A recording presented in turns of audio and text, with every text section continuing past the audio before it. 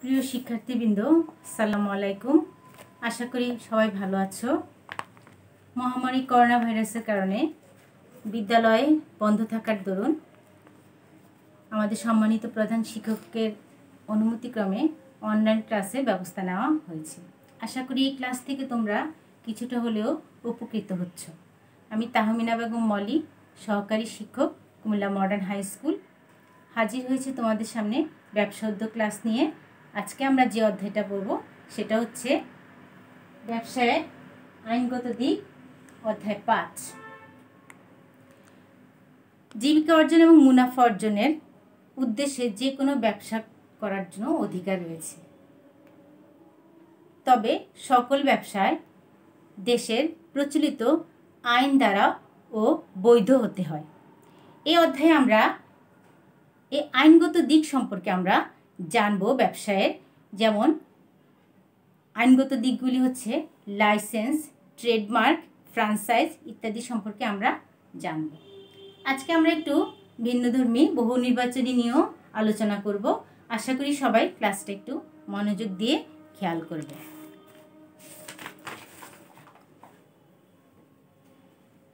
ব্যবসা উদ্যোক্তাদের কিছু বুদ্ধিবৃত্তিক সম্পদ থাকে, যেমন কপিরাইট, পেটেন্ট, ট্রেডমার্ক ইত্যাদি। এগুলি ব্যবসা উদ্যোগের গবেষণার ফল এবং ব্যবসার অতি মূল্যবান সম্পদ। এসব সম্পদ সংরক্ষণের জন্য দেশের কিছু আইনগত বিধিবিধান রয়েছে। এই সম্পর্কে ব্যবসা উদ্যোক্তাদের প্রাথমিক জ্ঞান থাকা অবশ্যই আবশ্যক। আজ আইনকানুন সম্পর্কে ধারণা ব্যবসায়ের আইনগত সমস্যা থেকে রক্ষা পেতে সাহায্য করে। আজকে প্রথমে আমরা যেই আইনগত দিকের যে জিনিসটা জানবো সেটা হচ্ছে লাইসেন্স।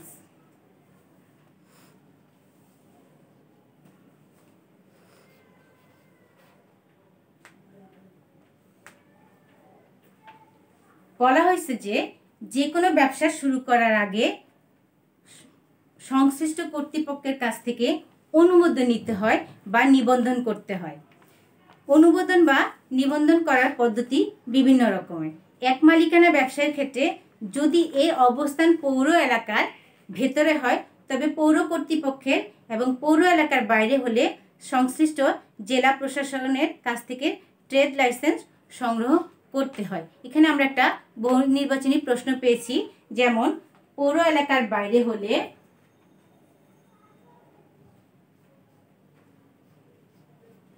পৌর এলাকার বাইরে হলে কার কাছ থেকে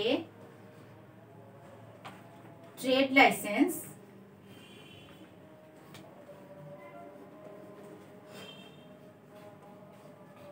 সংগ্রহ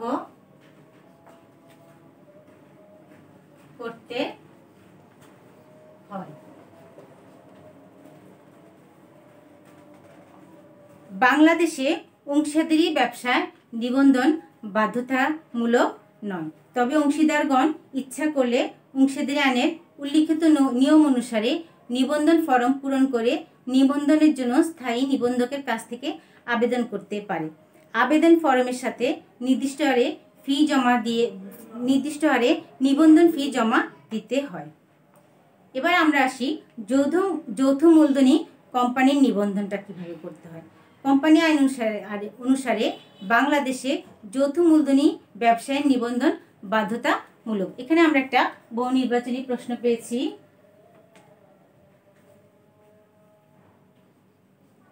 কোন আইন অনুসারে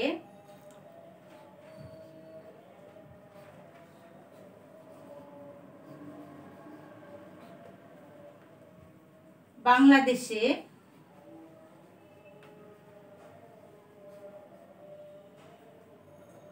যৌথ মূলধনী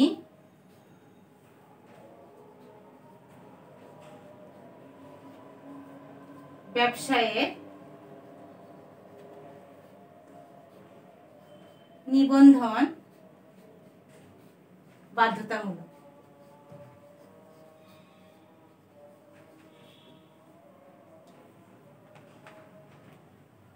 এক্ষেত্রে কোম্পানির নিবন্ধকের ভূমিকা পালন করেন registrar of joint stock company. প্রবর্তকগণ কোম্পানি আইন অনুসারে প্রয়োজনীয় দলিল সহ ফি প্রদান করে নিবন্ধকের নিকট আবেদন করে। দলিল ও প্রমাণপত্র পরীক্ষা নিরীক্ষা করে সন্তুষ্ট হলে নিবন্ধক নিবন্ধনপত্র ইস্যু করেন। তাহলে এখানেও আমরা একটা কোশ্চেন পেয়ে গেছি।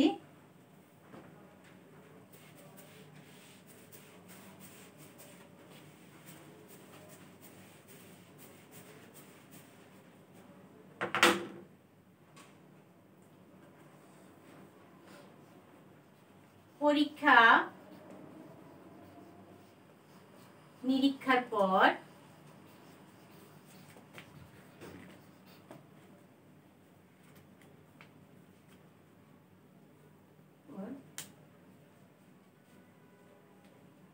পরীক্ষা নিরীক্ষা করে সন্তুষ্ট হলে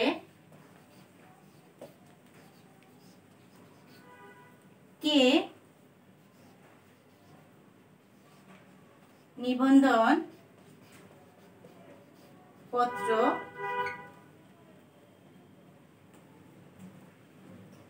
ইস্যু করে।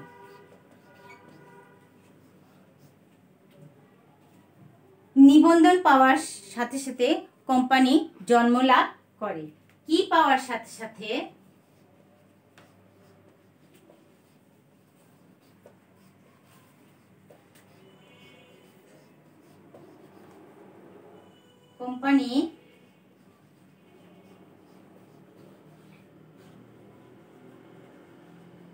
কোম্পানি জন্ম লাভ করে। প্রাইভেট লিমিটেড কোম্পানির ক্ষেত্রে ন্যূনতম 2 জন প্রবর্তক। এখানে আমরা প্রশ্ন পেয়ে গেছি।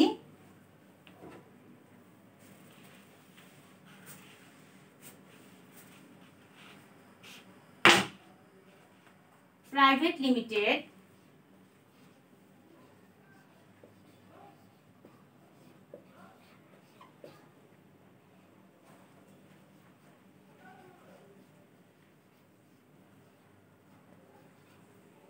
লিমিটেড কোম্পানির ক্ষেত্রে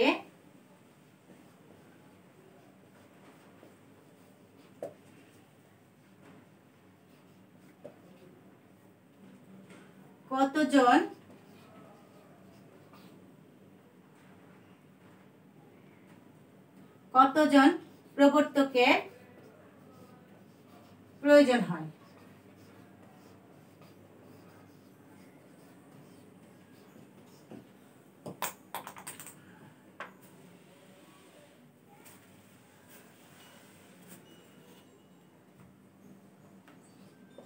ছয় নম্বর প্রশ্নে গিয়ে আমরা পাচ্ছি পাবলিক লিমিটেড কোম্পানির বেলায়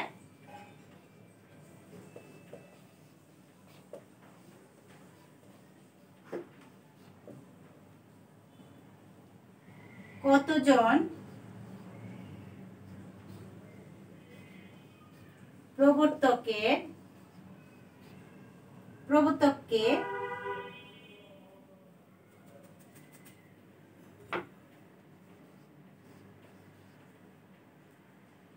নিবন্ধনের জন্য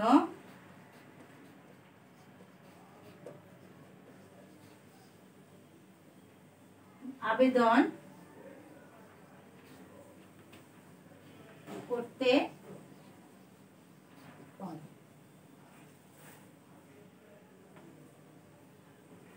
প্রাইভেট লিমিটেড কোম্পানি নিবন্ধনপত্র পাওয়ার সাথে সাথে ব্যবসা শুরু করতে পারে।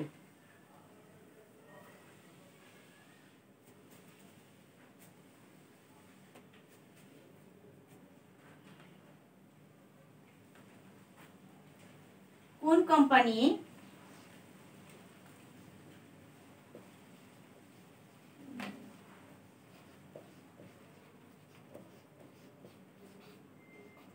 কোম্পানি নিবন্ধনপত্র পত্র পাওয়ার সাথে সাথে ব্যবসা শুরু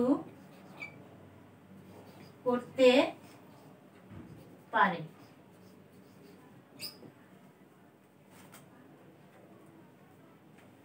পাবলিক লিমিটেড কোম্পানিকে ব্যবসা শুরু করার জন্য কার্যারম্ভের অনুমতিপত্র সংগ্রহ করতে হয়।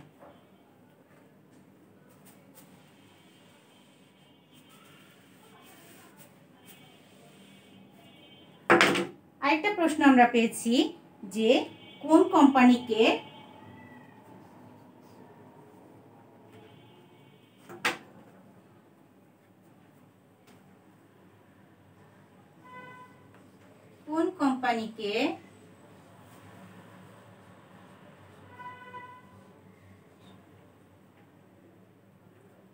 ব্যবসা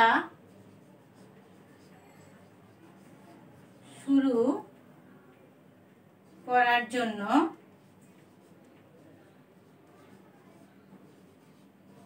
কার্যারম্ভের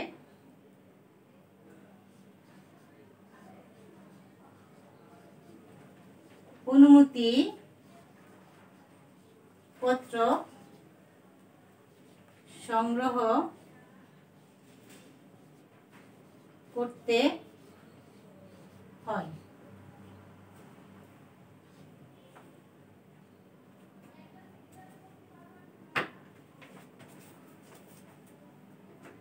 এই ছিল আমাদের যৌথ মূলধনী কোম্পানির লাইসেন্সের ক্ষেত্রে কি কি কার্যক্রম আমাদেরকে করতে হবে। এবার আমরা আসি ফ্র্যাঞ্চাইজিং।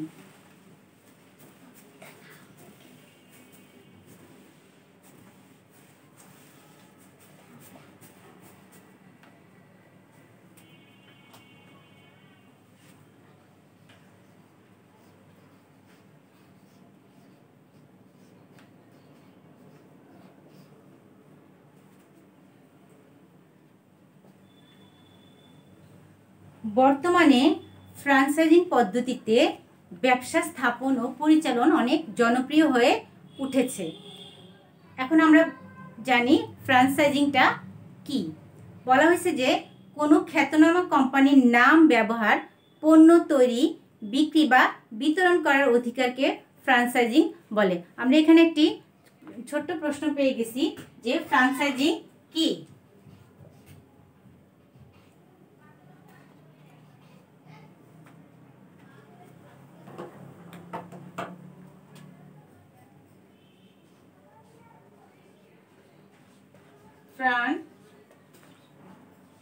ফ্র্যাঞ্চাইজিং কাকে বলে?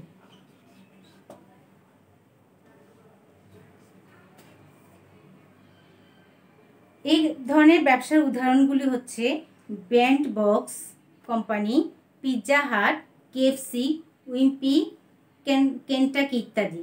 ফ্র্যাঞ্চাইজিং ব্যবসার দুইটি পক্ষ থাকে। এখানে আমরা একটা প্রশ্ন পেয়ে গেছি।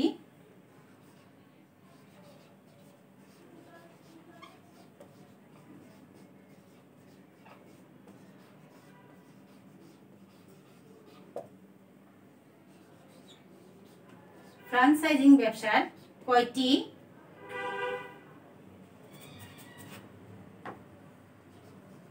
পক্ষ থাকে?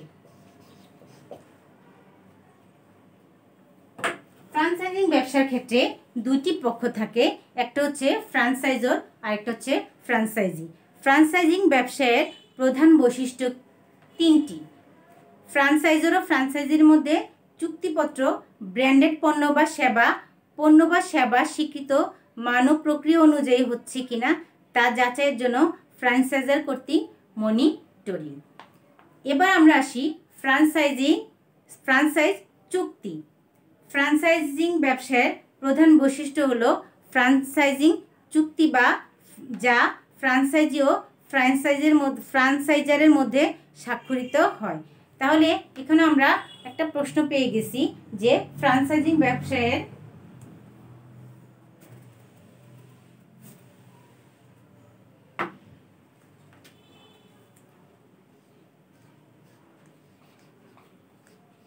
ফ্রাঞ্চাইজিং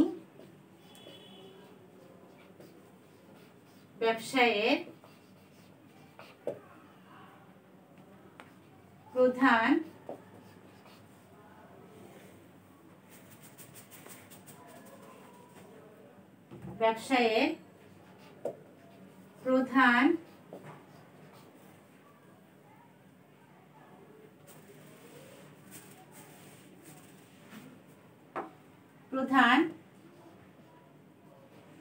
বৈশিষ্ট্য কোনটি?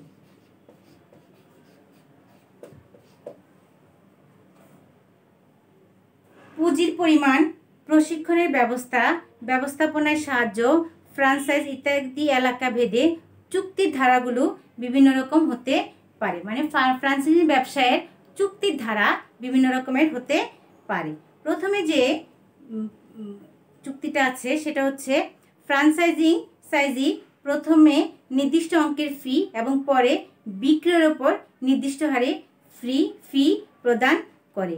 প্রতিদিনের হিসেবে ফ্রাঞ্চাইজারের পণ্য বা সেবা বিক্রয়ের অধিকার পায়।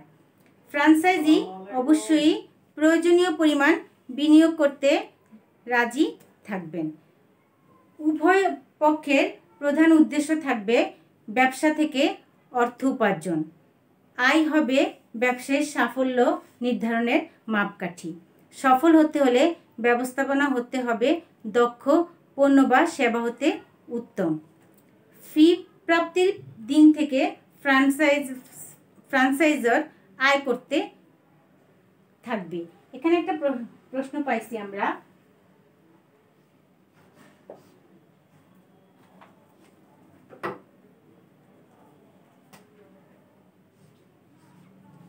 কোন সময় থেকে ফ্রাঞ্চাইজার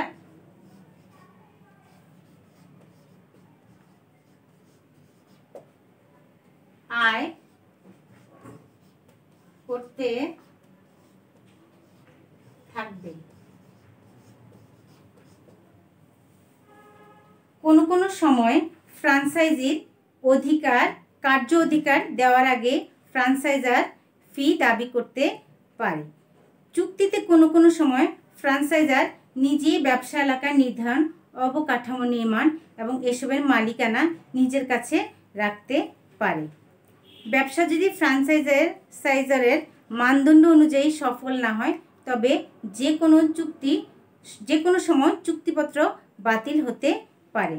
ফ্রাঞ্চাইজি শুধু ওই আইটেম সমূহ বিক্রি করতে পারবে যা ফ্রাঞ্চাইজার গ্রহণযোগ্য মনে করে। চুক্তিপত্রের শর্তাবলী যদি উভয়ের কাছে গ্রহণযোগ্য হয় তাহলে চুক্তিপত্র স্বাক্ষরিত হবে। এই ছিল আমাদের ফ্রাঞ্চাইজের চুক্তিপত্রের মধ্যে কি থাকবে।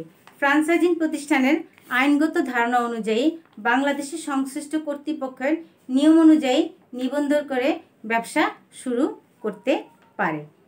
উদাহরণস্বরূপ বলা যায় যে প্রতিষ্ঠানটি যদি প্রাইভেট লিমিটেড কোম্পানি হয় তাহলে রেজিস্ট্রার অফ জয়েন্ট স্টক কোম্পানির কাছ থেকে নিবন্ধন করে বাংলাদেশে ব্যবসা শুরু করতে পারবে। ফ্রাঞ্চাইজিংয়ের মাধ্যমে ব্যবসা শুরু করার অনেকগুলো সুবিধা আছে। সেটা কি? এগুলোর মধ্যে ব্র্যান্ডের পণ্য বাজারজাতকরণের সুবিধা, কর্মচারীদেরকে প্রশিক্ষণের ব্যবস্থা, ফ্রাঞ্চাইজারের কাছ থেকে ব্যবসা সংক্রান্ত পরামর্শ নেওয়া এবং যে কোনো সময় অর্থায়নের ব্যবস্থা অন্যতম। এই ফ্রাঞ্চাইজিংয়ের ব্যবসার মধ্যে কিছু অসুবিধাও আছে। সেগুলো হচ্ছে কড়া মনিটরিং, চুক্তিপত্রে উল্লেখিত শর্ত ভঙ্গের জন্য চুক্তি বাতিলের সম্ভাবনা এবং বেশি পরিমাণ বিনিয়োগ অন্যতম। বড় বড় শহরের পাশাপাশি জেলা শহরগুলিতেও এগুলির শাখা বৃদ্ধি করলে ধীরে ধীরে এর প্রসার বাড়বে। এবার আমরা আসি মেধা সম্পদ।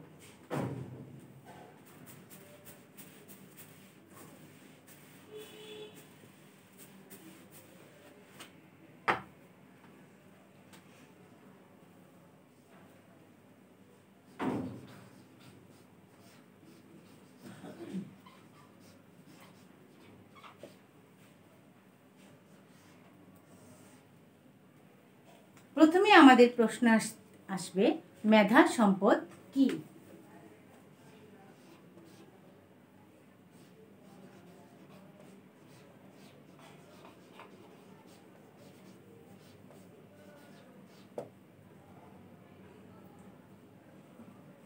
ব্যবসা, শিল্পে ও বা বাণিজ্যে প্রয়োগ উপযোগী আবিষ্কার, সাহিত্য, শিল্পকর্ম, নকশা, প্রতীক, নাম ইত্যাদি মেধা সম্পদের অন্তর্ভুক্ত। শিল্প বা ব্যবসা উদ্যোক্তার মেধা সম্পদ বলতে ওইসব মূল্যবান সম্পদকে বোঝায় যা দীর্ঘদিন প্রচেষ্টা চালিয়ে উদ্ভাবন করেছে। তো সব উদ্ভাবন ও সৃজনশীল কর্মকাণ্ডের মূলে রয়েছে মেধা সম্পদ। এখানেও আমরা একটা প্রশ্ন পেতে পারি যে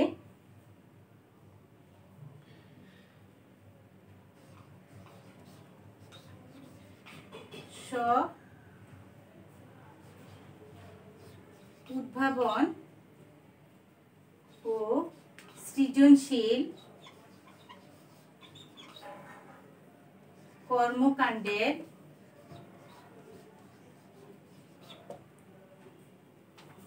মূলে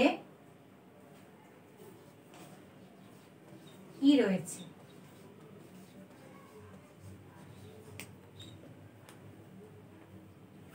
মেধা সম্পদকে কাজে লাগিয়ে মানুষ জয় করেছে সৃষ্টির অনেক অজানা রহস্য, সম্ভব করে তুলেছে অনেক অসম্ভবকে। এসবের মধ্যে কি কি আছে? প্যাটেন্ট, ট্রেডমার্ক এবং কপিরাইট। সারা বিশ্বের মতো বাংলাদেশেও 26শে এপ্রিল বিশ্ব মেধা সম্পদ দিবস পালিত হয়। এখানে একটা প্রশ্ন পাইছি আমরা,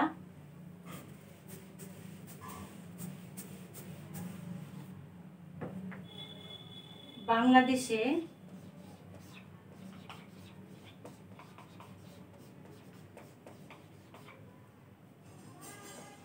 কত তারিখে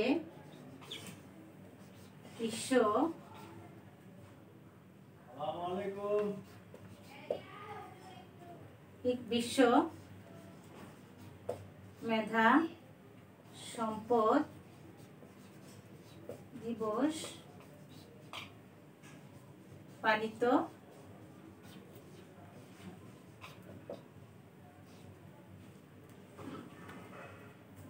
প্রিয় শিক্ষার্থীবৃন্দ, আমরা ব্যবসায়ের কয়েকটি আইনগত দিক সম্পর্কে এখানে আলোচনা করা হয়েছে।